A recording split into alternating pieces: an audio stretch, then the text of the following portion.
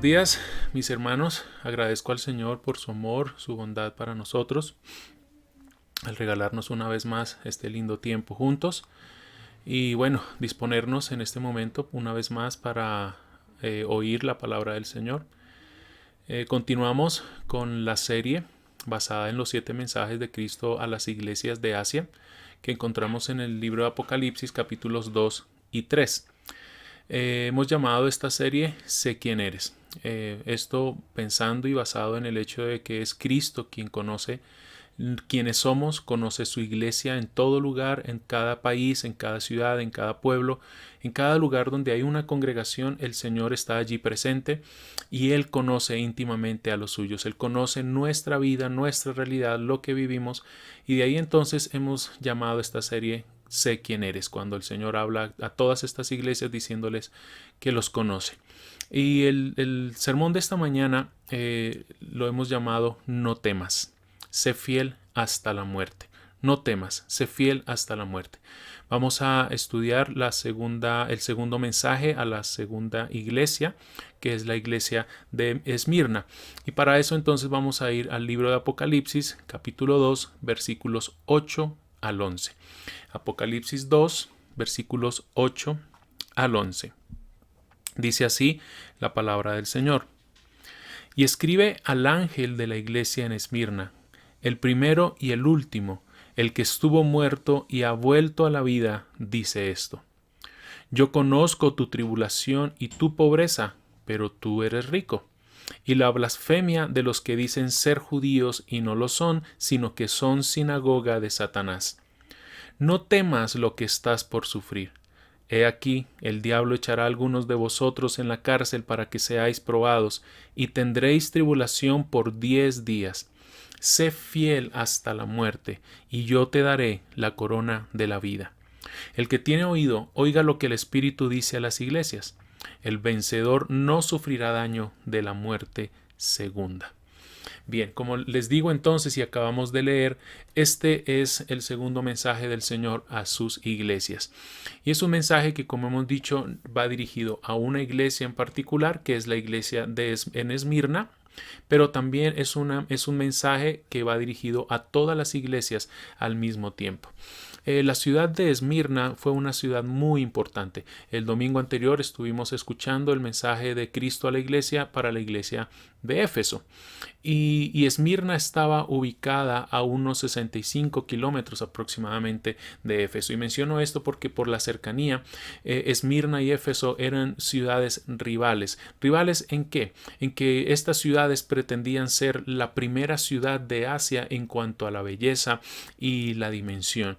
Esmirna fue conocida precisamente por su belleza, por la belleza de la ciudad. La ciudad estaba rodeada o tenía en una parte alta, en el monte Pagus, un círculo de edificios que la coronaban al punto, y digo esta expresión porque este lugar era conocido como la corona de Esmirna. Era un bello lugar. Los que historiadores hablan de estos lugares como un lugar muy hermoso, muy atractivo para muchas personas, y por lo tanto esta corona de Esmirna se convirtió en causa de orgullo para sus habitantes. Los historiadores, como digo, resaltaban la belleza, la riqueza de la ciudad, los vinos finos que ellos producían allí, y entre varias cosas, una de las cosas que caracterizaba a Esmirna era el hecho de que era una ciudad conocida por su fidelidad y su lealtad a Roma. ¿Sí? Sus ciudadanos eran muy leales al imperio romano, al punto que se hicieron y se convirtieron en referentes en cuanto a esta lealtad a Roma, referente para muchas ciudades. Se hicieron incluso proverbial, y se hablaba de ellos en cuanto a lo que significaba ser leales y fieles al imperio. En otro aspecto importante de esta ciudad es que en el año 195 a.C. Se construyó un templo en la ciudad dedicado a la diosa Roma. Y los gobernantes romanos hicieron de esta ciudad un punto y un centro de adoración en todo el imperio. Los romanos, y particularmente los que gobernaban Roma o el imperio, decían que el emperador era la encarnación del espíritu romano. Y de allí entonces surge la intención y luego la acción de comenzar a hacer culto al emperador, al punto que consideraron y estimaban al emperador como alguien divino, como un dios. En el año 29 después de Cristo, 7 ciudades empezaron a competir por el derecho a construir un templo para el emperador Tiberio. ¿Y saben quién fue escogida? ¿Qué ciudad fue escogida para esto? Esmirna. Esmirna fue escogida para construir un templo al emperador y se convirtió en la guardiana del templo. Tuvo luego otro templo bajo el emperador, bajo el gobierno del emperador Adriano. Y el punto con todo esto que estoy diciendo es porque nos va a servir para entender el mensaje de Jesús a la iglesia que estaba allí. Los ciudadanos de Esmirna alardeaban de ser la primera ciudad, la ciudad modelo en cuanto a rendir culto al emperador.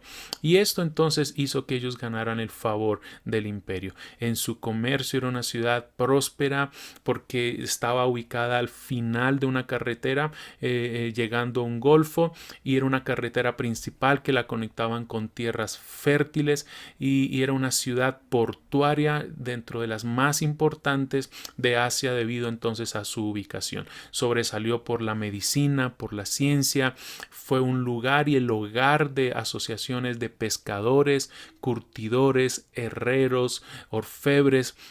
Y aquellos que llegaban a la ciudad y querían ser miembros de estas asociaciones debían hacer sacrificios a las deidades, debían hacer sacrificios a dioses que habían en la ciudad, y probablemente también ofrecer sacrificios, como la historia cuenta, al emperador, a la imagen, a la estatua del emperador. Y además de esto, el querer participar en el comercio, el tener la intención de entrar en el mundo del comercio en la ciudad, también requerían o debían participar en comidas dedicadas a alguna deidad pagana, alguna deidad en la ciudad.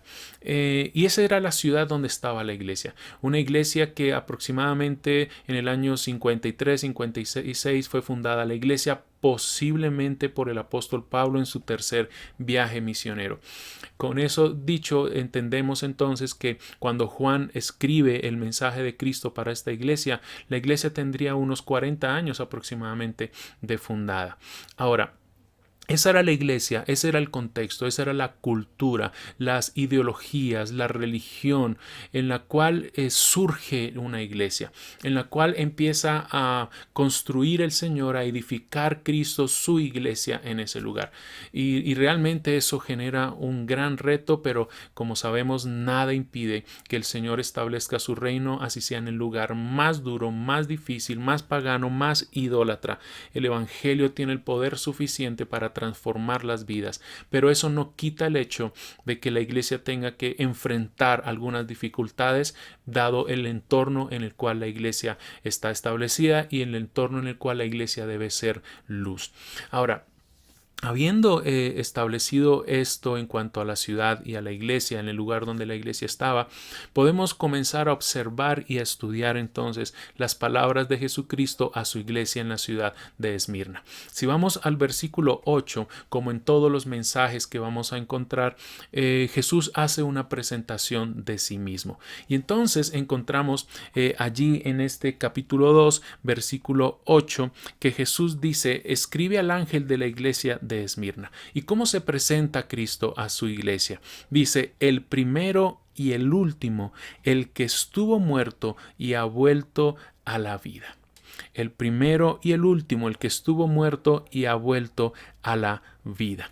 El primero y el último, es claro que esta es una referencia a la divinidad de Jesucristo.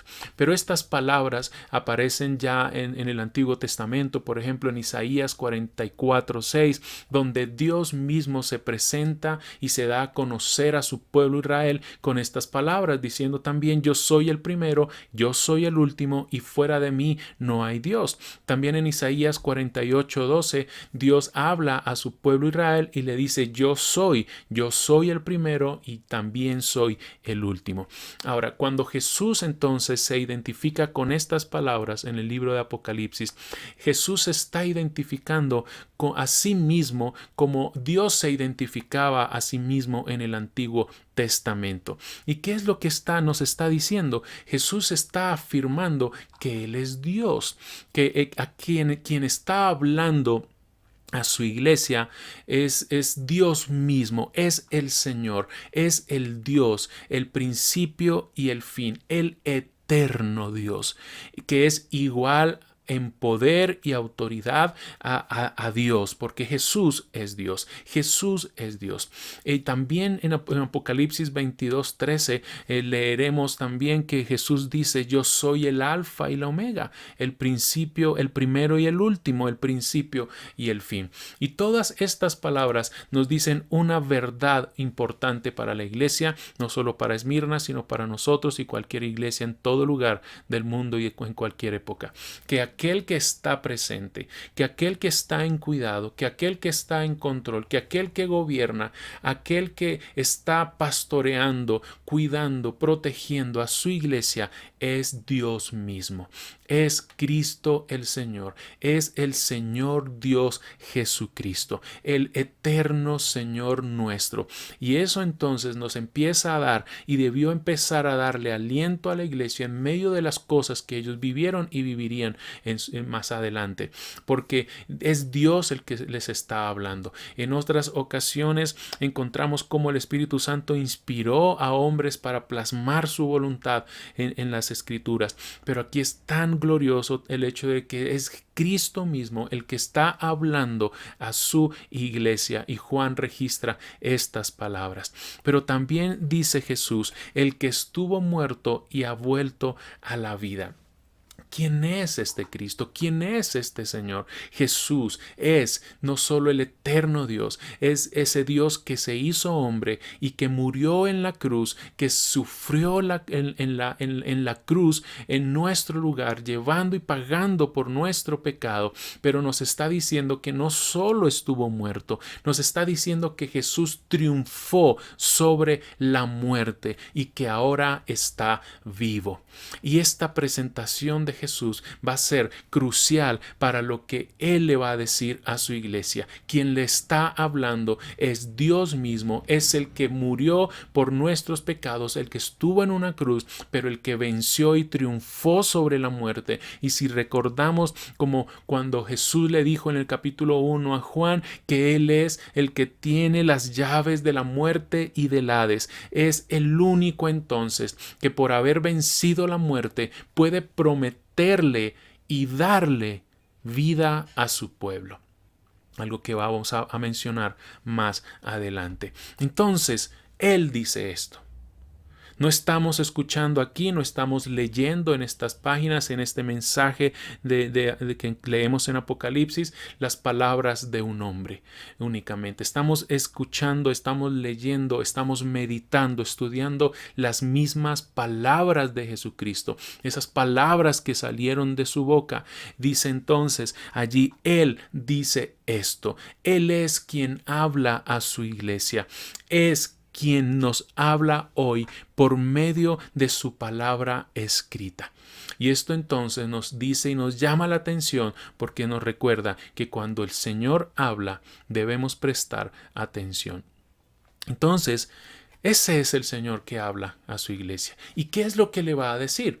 Llegamos entonces al versículo 9. Comienza diciendo: yo conozco. Yo conozco. Recuerden que hemos dicho que Él es el que camina entre sus iglesias. Él, el Señor, conoce íntimamente a los suyos. Él conoce todo de nosotros. Él sabe cada detalle de nuestras vidas. Y no solo las conoce nuestras vidas, no solo conoce los detalles de nuestra vida, no solo conoce lo íntimo de nosotros. Esto indica que Él está en control de todo lo que nos ocurre. Él está en control, en dominio, en gobierno de cada cosa, cada circunstancia que pasamos, que atravesamos en nuestro caminar con el Señor. Esmirna y Filadelfia, una de las iglesias que vamos a ver más adelante, son las dos únicas iglesias a las que el Señor no le hace ningún reproche. Y Él la conoce. ¿Y qué es lo que conoce de Esmirna? Leemos entonces: yo conozco tu tribulación. Yo conozco tu tribulación. Esta palabra que es muy conocida por nosotros, muy mencionada porque aparece muchas veces en la Escritura, un término tribulación que tiene la idea de ser apretados o exprimidos. Trae a nuestra mente esta palabra tribulación el lagar en el cual eran exprimidas las uvas, el fruto de la uva. Y la tribulación entonces nos hace pensar en presión y en golpes, pensando en lo que ocurría con las uvas. Es una carga que aplasta, es una carga que presiona, es una carga que tritura. Es lo que ocurría, y vuelvo a decir, con las uvas. Y entonces, ¿qué nos indica de una manera aplicativa y el sentido que empieza a adquirir en la vida del cristiano? Que es no solo hablamos, y la tribulación no solo se refiere a aquella situación transitoria o de hostilidad que pudiéramos enfrentar, sino a intensas dificultades y persecuciones por causa de la fe. Tiene que ver con el hecho de momentos, cosas que vivimos, personas, situaciones que se convierten en nuestra vida como una manera en la que estamos siendo oprimidos, aplastados, si podemos decirlo de esta manera, apretados, en lo que se convierte entonces en una aflicción para nuestra alma. Y esta palabra, entonces, por eso tribulación está directamente relacionada con el sufrimiento en la Biblia. Esta palabra es usada algunas veces para indicar el sufrimiento que tienen los pobres, para indicar el sufrimiento que vienen como consecuencia de las calamidades producidas a veces tal vez por el hambre. Incluso se usa esta misma palabra para hablar de los dolores de parto. Entonces, cuando hablamos de tribulación y cuando la Biblia usa esta palabra, no estamos hablando y no se nos está indicando cualquier cosa muy liviana. Estamos hablando de momentos muy difíciles, aplastantes para nuestra vida. Y en el caso de la iglesia en Esmirna, Jesús le está diciendo: yo conozco lo que sufres, yo conozco tus aflicciones y sé que tus aflicciones son intensas, sé que lo que pasas es realmente un sufrimiento y una aflicción muy intenso, y debido a la persecución y debido a la opresión por parte de los enemigos del cristianismo. Ya Juan en su introducción al Apocalipsis, en el verso 1 en el verso 9 del capítulo 1, se habría identificado como un compañero de la iglesia en la tribulación. Juan experimentó la tribulación que la iglesia experimentó a causa y por causa de la palabra de Dios y del testimonio de Jesucristo. Entonces Jesús le está diciendo a su iglesia: yo conozco cuánto has sufrido. Yo conozco que has sufrido al punto de estar aplastado por las dificultades. Pero Jesús le dice algo más a su iglesia y le dice: yo conozco tu pobreza. ¿Cierto? Leemos ahí: conozco tu tribulación y conozco tu pobreza.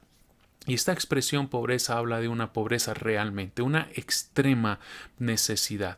No tenían en lo material ni siquiera lo esencial para vivir. Y es que la opresión, la tribulación en ellos generó y produjo pobreza, porque por causa de su fe no podían ni siquiera trabajar, no podían obtener los recursos. ¿Por qué? Porque eran cristianos, no porque no hubieran oportunidades de trabajo, no porque el índice de desempleo hubiera subido debido a una crisis. No, su crisis era la crisis de la iglesia. Su tribulación era la tribulación de ellos. Y por causa de seguir a Jesucristo, ellos no conseguían trabajo. Por causa de ser cristianos, no les daban trabajo, no los dejaban comercial. Estos creyentes podían ver alrededor, recuerden, están en Esmirna, una ciudad muy rica, y estos cristianos podían ver su ciudad llena de riqueza, podían ver a sus vecinos, a sus amigos prosperando en lo económico, siendo ricos, comerciando. Y en cambio los cristianos empezar a perder sus pertenencias a causa de su fe. Pero es Jesús que es quien hace el diagnóstico real. Estos creyentes eran lo contrario a las iglesias, a la iglesia, por ejemplo, de la Odisea, otro mensaje que vamos a ver más adelante, donde ellos decían, nosotros somos ricos, pero Jesús les dice, no, ustedes realmente son pobres. Y Jesús, que conoce a su iglesia, le dice, yo conozco tu pobreza, conozco que has tenido necesidades, pero en realidad eres rico. Eso leemos acá. Conozco tu pobreza, pero en realidad eres rico. Ahora, externamente eran pobres, pero la realidad y lo que Dios está diciendo, lo que Cristo está diciendo de ellos es que ellos eran ricos a pesar de sus limitaciones económicas, a pesar de sus limitaciones físicas, eran ricos en cuanto a posesiones espirituales, eran ricos en cuanto a que la gracia de Dios estaba ricamente extendida y dada a ellos. Eran ricos en cuanto a los gloriosos frutos de la gracia y del amor de Dios en ellos. Era una iglesia que, aunque padecía pobreza aquí en la tierra, realmente habían hecho grandes riquezas y tesoros en el cielo. Y recordaremos que estos tesoros no podrían y no pueden ser robados ni se deterioran. Y es que al estar en Cristo, la iglesia es bendecida con toda bendición espiritual. Ahora, esto es una cuestión de perspectiva en cuanto a la vida. El mundo nos dice y el mundo te dice que tú vales y que eres importante por lo que tienes materialmente. El mundo nos dice a nosotros que somos personas y familias, hombres y mujeres, que alcanzamos el éxito, que somos realizados en la vida si tenemos posesiones, algún tipo de posesión, si tenemos casas o carros o reconocimiento o títulos, estudios, influencia, lo que el mundo estima como importante, no es lo que Dios está estimando como importante para su iglesia. Ahora, Dios siempre ha cuidado a los suyos y Dios siempre ha provisto para las necesidades de los suyos, pero eso no quita el hecho de que la iglesia, como vemos acá, por causa de su fe en algunos momentos haya padecido necesidades. Y entonces, ¿qué es lo que está haciendo Jesús con su iglesia? Le está diciendo, puedes estar viendo necesidad en tu vida y alrededor tuyo, pero eres rico por cuanto estás en mí. Y pudieras luego leer, y te invito a que lo hagas, por ejemplo, Efesios capítulo 1, como allí el apóstol Pablo nos habla de una manera tan hermosa, mis hermanos, tan gloriosa, tan importante y tan esperanzadora y real para la iglesia, para ti y para mí, que aquel que está en Cristo ha sido bendecido con toda bendición espiritual. Y lo que tienes en Cristo, mi hermano y mi hermana, nada ni nadie te lo puede quitar. Lo que eres en Cristo no puede ser cambiado. Lo que eres en Cristo no puede ser robado. Lo que eres y lo que tienes al estar en Cristo, al estar en Él, nada puede ser quitado. Nada de lo que tienes en Él puede ser saqueado. No vas a perder nada. Y por eso somos llamados, y Jesús dijo que hiciéramos tesoros en el cielo. Y cuando empezamos a ver la vida de esta manera, entendiendo que lo que vale en Cristo, que lo que nos da identidad, que lo que nos da seguridad, no es las comodidades, no son las posesiones, sino el estar en Jesucristo, la vida adquiere otro significado, otro valor y otra perspectiva. Y es algo que tú y yo debemos aprender a desarrollar, y lo hacemos caminando, mirando a Cristo y no quitando nuestro corazón del tesoro más grande. Es el hecho de recordar aquellas parábolas que Jesús dijo que aquel que conoce a Cristo es capaz de abandonar todo. Recordarás aquel buscador de perlas que vendió todas las perlas que tenía por quedarse con una.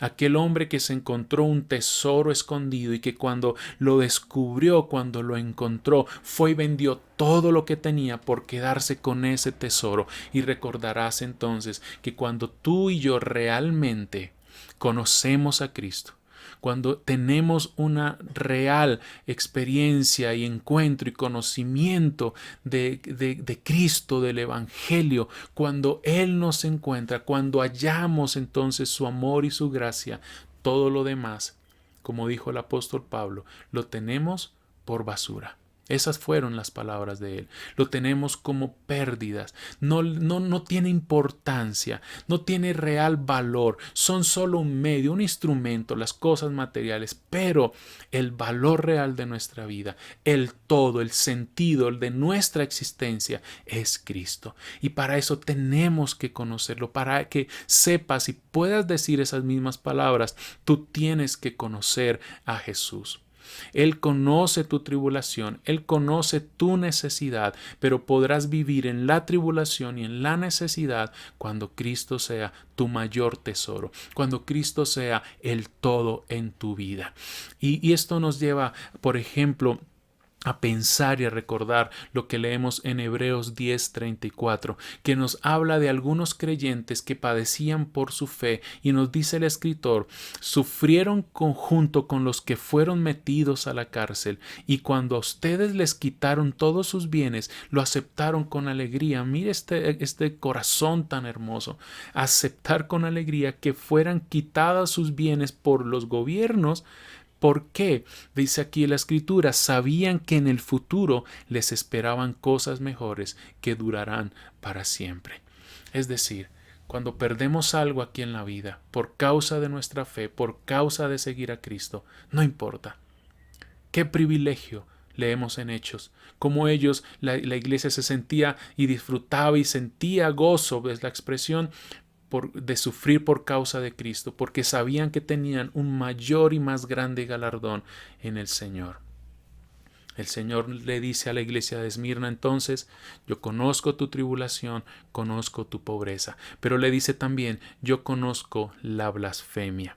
¿Sí? Lo puedes leer también allí en el verso 9. Conozco la blasfemia de los que dicen ser judíos y no lo son, sino que son sinagoga de Satanás.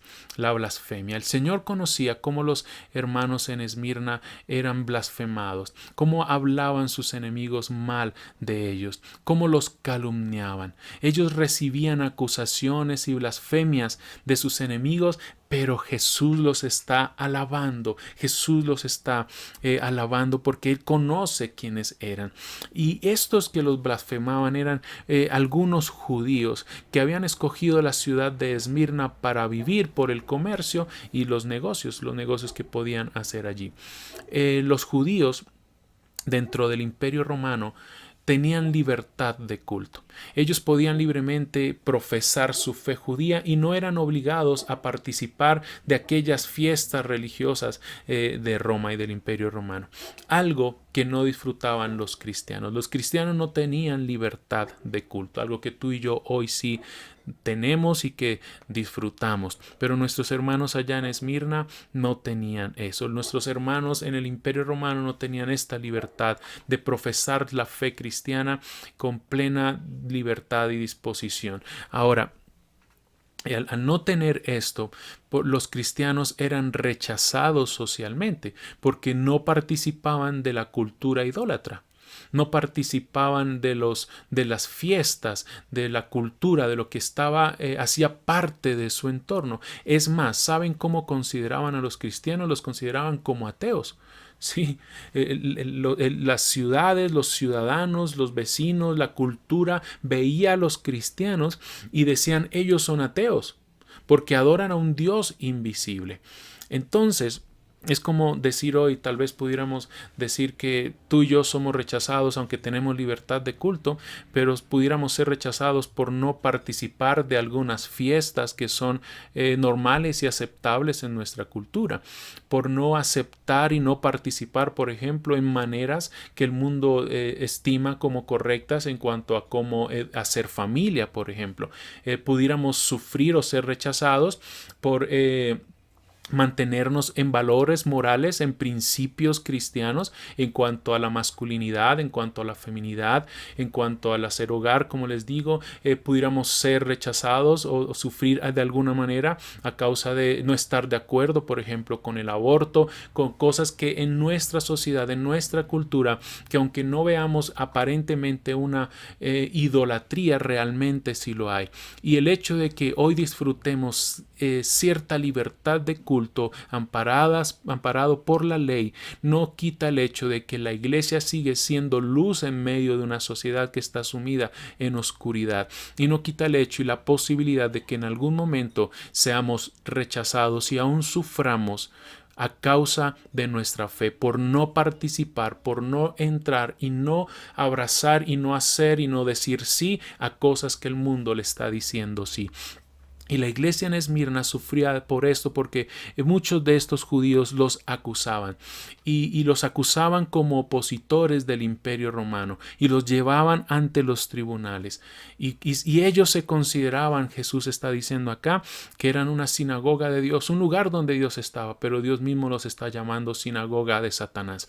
Eran un instrumento de Satanás para hacer daño a la iglesia. Satanás, el enemigo de siempre de los discípulos de Jesús, siempre él intentando atacar a los hijos de Dios, siempre él intentando destruir la fe de los hijos de Dios. Y según Apocalipsis 12:10, él es el acusador de nuestros hermanos, pero saben que sus acusaciones no han tenido ni tendrán éxito, porque Jesús nos ha dado la victoria.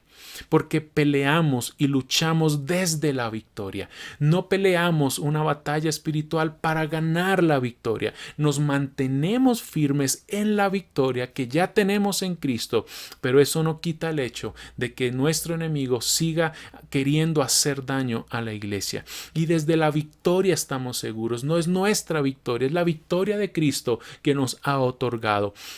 Jesús dijo en Juan 10, 28 y 29, y yo les doy vida eterna y jamás perecerán, y nadie las arrebatará de mi mano. Mi Padre que me las dio es mayor que todos, y nadie las puede arrebatar de la mano de mi Padre. Ya estás firme, ya estás seguro en Cristo porque estás resguardado en Él, pero eso no quita el hecho y la realidad de que Satanás no deja de intentar atacarnos y destruir nuestra fe. Atacó y lo quiso hacer con la fe de Pedro, pero Pedro salió triunfante. Cristo le dio la victoria a su discípulo y a todos sus discípulos.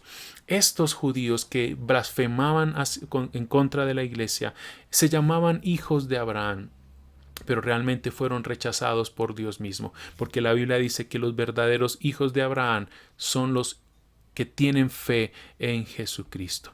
Y estos entonces, por rechazar a Jesús, fueron considerados por el mismo Señor como aliados de Satanás. Algunos dentro de la comunidad judía eran colaboradores de Roma, del Imperio Romano, en contra de los cristianos. Hay evidencia, mis hermanos, y más adelante voy a mencionar un caso puntualmente. Hay evidencia de que los judíos en Esmirna participaron en el martirio de los cristianos.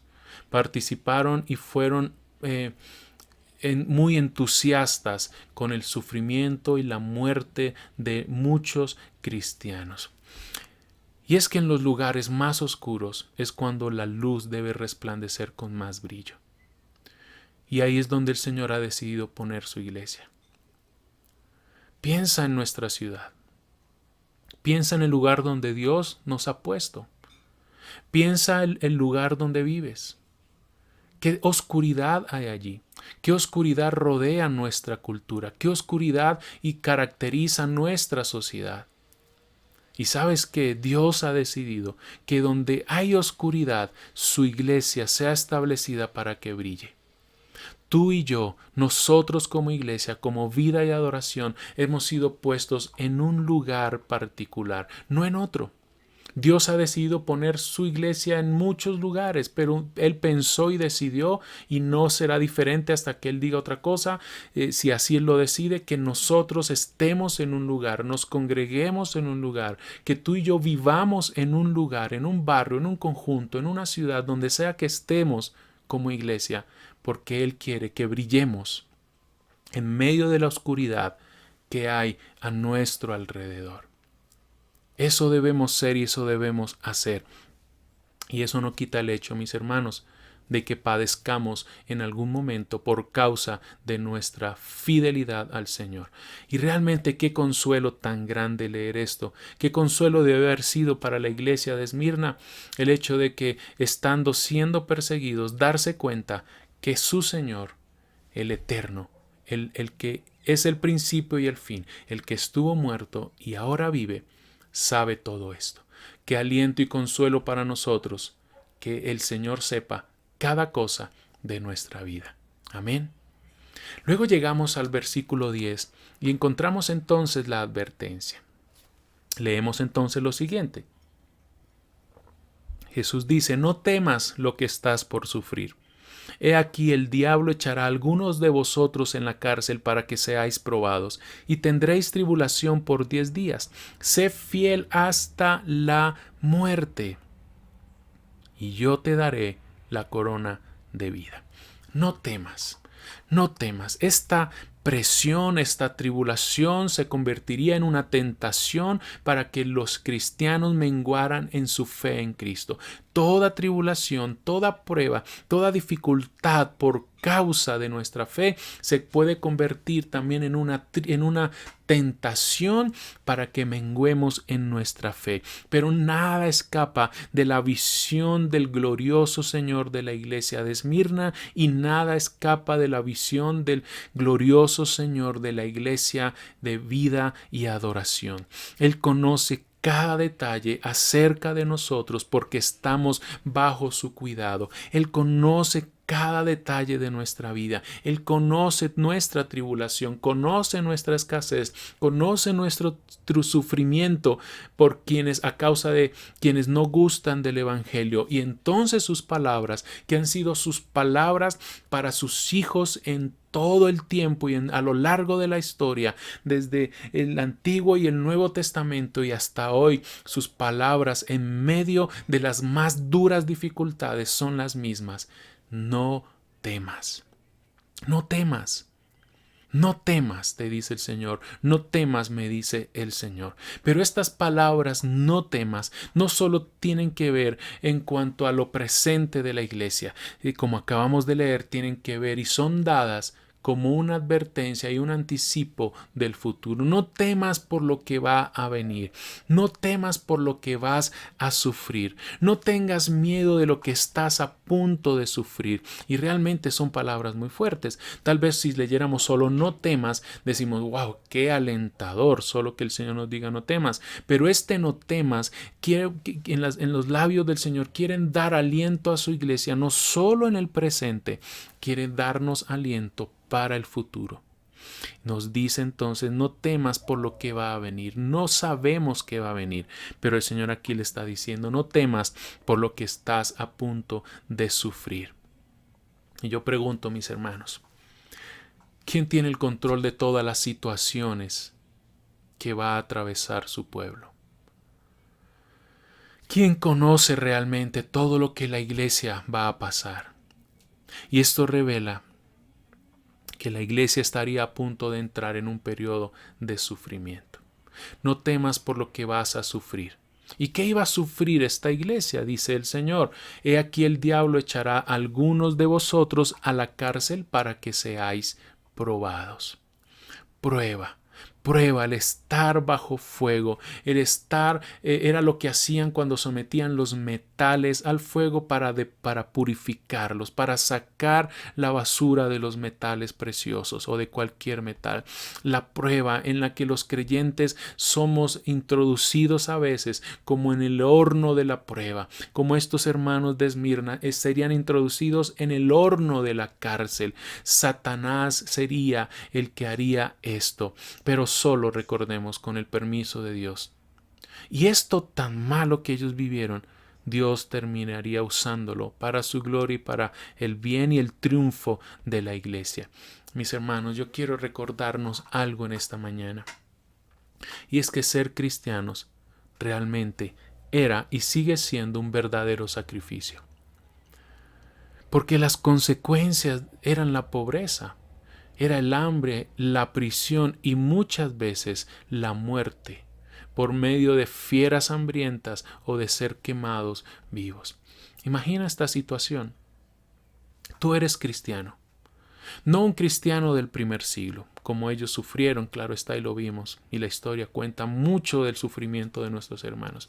Pero piensa en el presente, eres un cristiano hoy en 2020. Y eso hace que tengas algunos enemigos. Enemigos por causa de que eres cristiano. Ahora, estos enemigos, que pudieran ser vecinos, compañeros de trabajo, familiares, porque todo eso Jesús lo advirtió.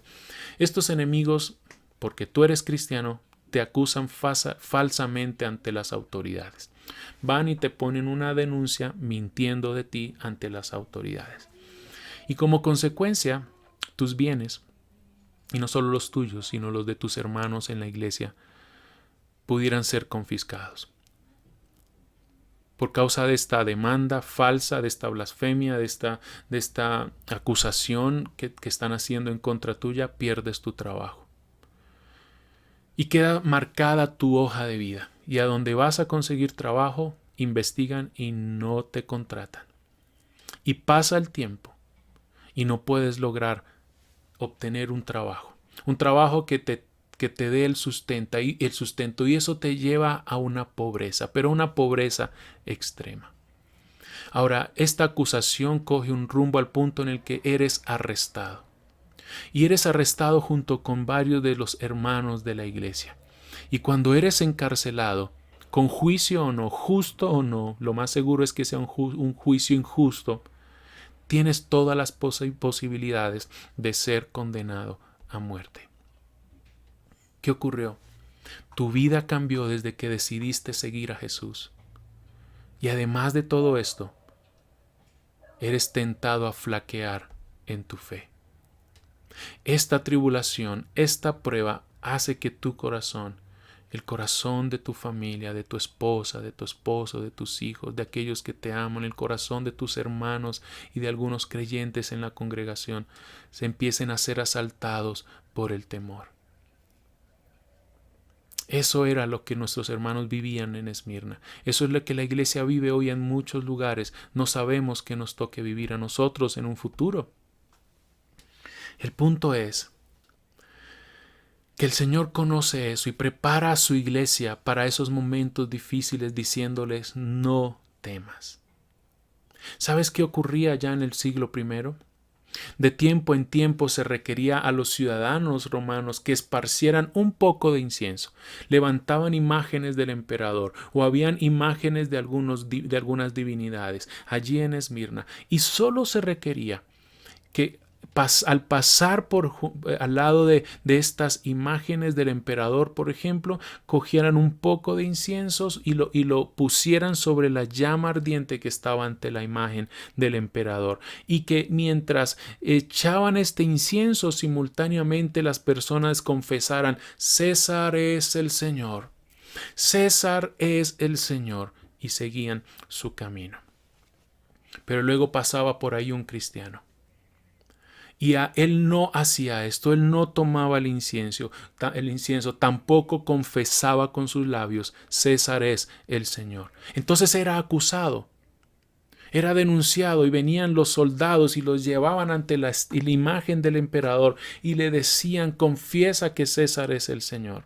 y ellos se negaban a hacerlo. ¿Cómo pudieran estos cristianos declarar como Señor al César cuando estaban confesando que Jesús es el Señor? El Señor de ellos, el Señor de tu vida, el Señor de mi vida. Ellos eran expuestos al peligro, a la burla, al escarnio, a la cárcel y a la muerte por confesar una sola cosa con su vida y con sus labios, que solo hay un Señor y se llama Jesucristo. Y ante esta realidad, el Señor le dice a ellos: no temas. No temas por lo que estás por sufrir en una tribulación, y tendrás una tribulación que durará 10 días. Y esto es realmente muy lindo, mis hermanos, porque 10 días, como todos los números en Apocalipsis, son simbólicos. Y 10 días nos indica brevedad de tiempo. El número 10 transmite la idea de algo que es total, es completo, es un número simbólico para indicarnos la totalidad del periodo del sufrimiento, es decir, no es ni corto ni largo, sino completo. Es decir, Jesús le está diciendo: vas a sufrir, pero ese sufrimiento tiene un límite, ese sufrimiento tiene un punto en el cual va a terminar. Es decir, es Cristo mismo el que dice cuánto va a durar esta prueba. Satanás iba a investirse con toda su furia contra la iglesia, pero Cristo es quien le dice hasta dónde va. Cristo es el que le establece el límite a nuestro enemigo. Cristo no nos deja a merced de las dificultades. Cristo no nos deja a merced de las tribulaciones, no nos deja a la voluntad de Satanás. Es Cristo el que dice cuándo empieza y cuándo termina nuestras dificultades. Por un poco de tiempo. Y este poco de tiempo, el que Jesús nos diga que nuestras dificultades son temporales, nos alientan y son un incentivo a la paciencia. De ahí entonces las palabras finales del versículo 10. ¿Puedes poner tus ojos allí en la Biblia y leer entonces las últimas palabras del versículo 10? Sé fiel hasta la muerte y yo te daré la corona de vida. Piensa esto, luego de todo lo que hemos dicho que Jesús ha hablado. Le dice a su iglesia, te dice a ti y a mí: sé fiel hasta la muerte y yo te daré la corona de la vida. Sé fiel, sigue siendo fiel, como también pudiéramos decir. Porque recuerda que Jesús a esta iglesia no le da o no le dice ningún reproche. Y es porque ellos, a pesar de su tribulación, pobreza y blasfemia, habían sido fieles. Y Jesús los ya está llamando a permanecer fieles, a ser fieles hasta la muerte. Y hasta la muerte es decir, sé fiel aunque eso te cueste la vida. Sé fiel aunque tengas que morir por tu fidelidad al Señor. Ahora, ¿recuerdan algo que les dije al comienzo en cuanto a Esmirna? Y es que Esmirna fue una ciudad caracterizada por su fidelidad, a Roma. Y ahora es Jesús, el verdadero Dios y Señor, que le está diciendo a los suyos: sé fiel a mí. Sé fiel a mí. Otros pueden ser fieles y leales a sus dioses. Y el mundo es cambiante y el mundo va cambiando de dioses, de ídolos y de lealtades de manera conveniente. Pero el Señor nos dice hoy, te dice a mí, y te dice a ti, me dice a mí: seamos fieles.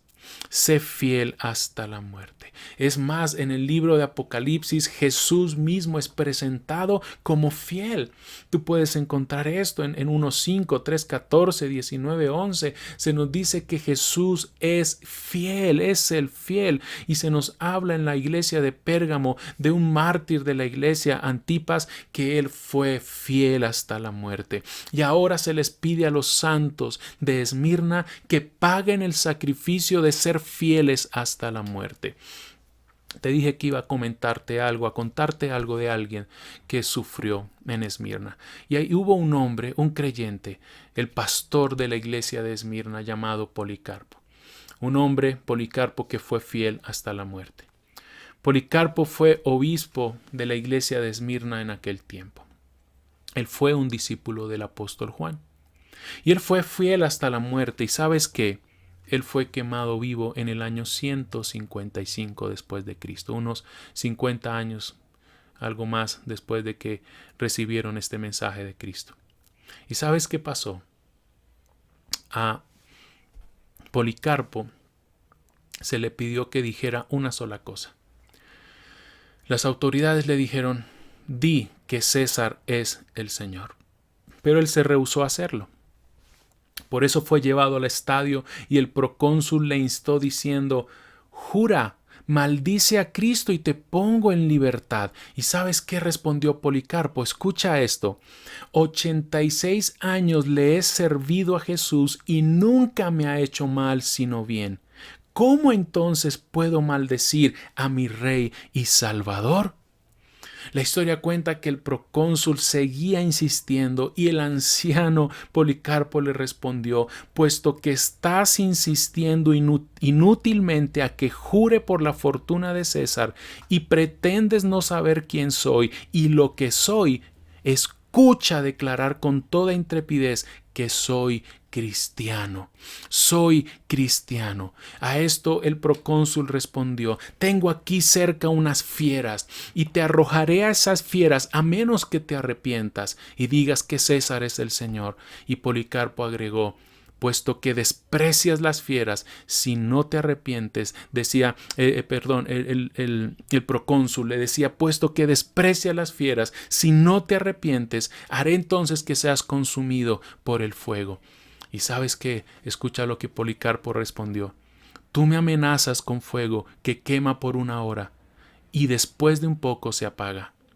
Pero ignoras respecto al fuego del juicio venidero y del castigo eterno reservado para los malos. Pero ¿por qué te demoras? Haz lo que quieras. ¿Y sabes qué ocurrió ese día? La gente empezó a traer leña. Entre esa gente hubo muchos judíos, de estos que blasfemaban a los creyentes, y con mucho entusiasmo trajeron leña. Y Policarpo fue quemado vivo ese día. Mira que Jesús le dijo y le había anticipado a él años atrás, 50, 60 años atrás, a él y a todos los creyentes que sufrieron con él en ese periodo. Le dijo: no temas lo que vas a sufrir. Sé fiel hasta la muerte. Y Policarpo se convierte entonces en un ejemplo de la iglesia de Esmirna, en un ejemplo para nosotros. Sé fiel hasta la muerte. Muchos niegan a Jesús por menos. Muchos niegan hoy a Jesús por menos. Y lo que sufrió él entonces era la realidad de nuestros hermanos en aquella iglesia y de los 2 primeros siglos. Pero ante esta dura, sí, realidad, ¿cuál es la promesa que hace Jesús? Sé fiel hasta la muerte y yo te daré la corona de la vida. Yo te daré la corona de la vida. Él mismo la entregará. Jesús mismo entregará. ¿Recuerdas algo más que dijimos de la ciudad de Esmirna? Que tenía una parte alta en un monte, que tenían edificios hermosos y que ese lugar era llamado la corona de Esmirna. Era causa de orgullo para sus ciudadanos. Aquí Jesús le está diciendo: vas a recibir una corona y es la vida. Es la vida. Algo que también caracterizaba a la ciudad de Esmirna eran los juegos. Y sabemos muy bien, recordarás, que a los que se ganaban los juegos se les daba una corona de laurel. Pero Jesús le está diciendo a sus discípulos que la corona que Él mismo les va a dar es la vida. Y mira esta conexión tan hermosa. Por su fidelidad al Señor recibirían una corona de vida. La vida es la corona. La vida eterna es esa corona. La vida eterna imperecedera es esa corona.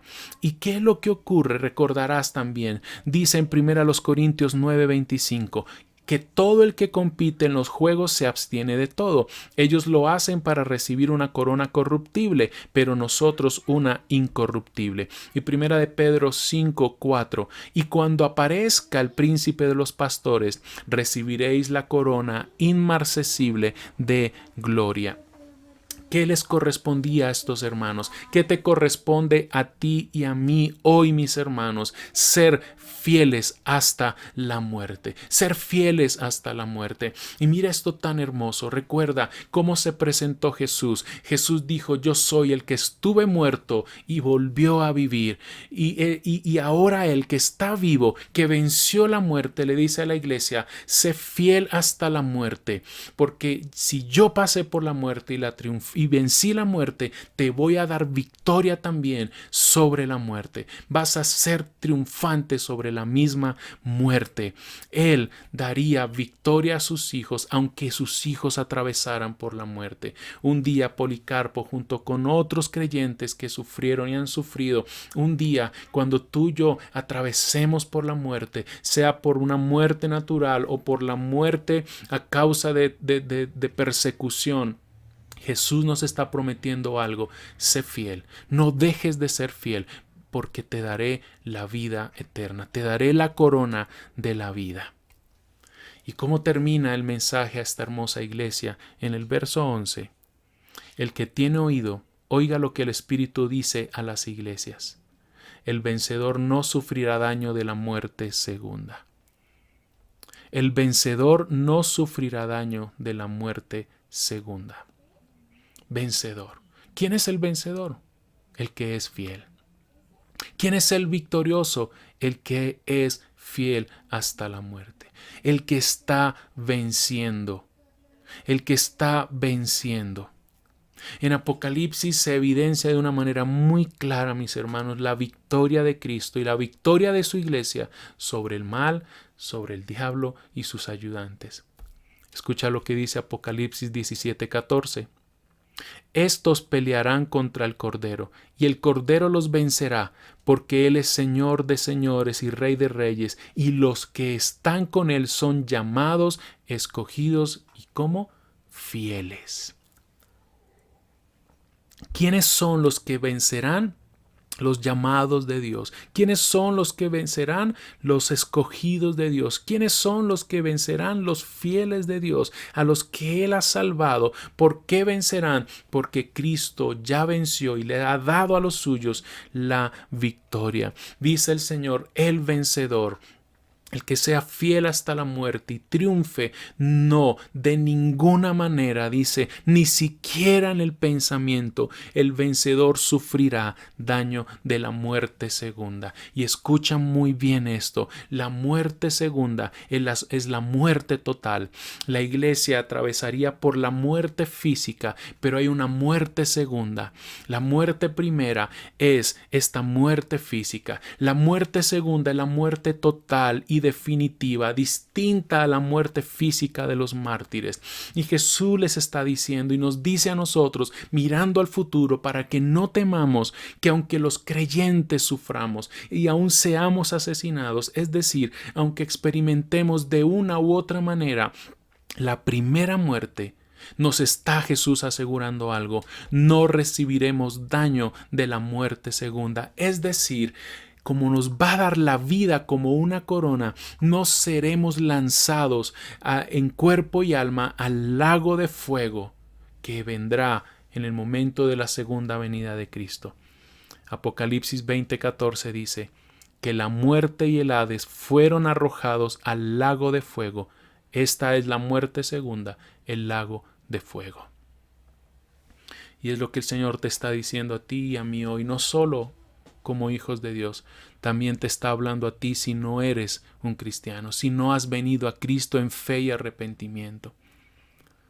Todos los seres humanos enfrentaremos la muerte de una u otra manera. Pero ¿qué vas a recibir, te pregunto hoy, después de esa muerte? Después de que mueras físicamente, ¿qué vas a recibir? ¿Una corona de vida? ¿O vas a ir a la muerte segunda, que es el lago de fuego? Esmirna fue leal.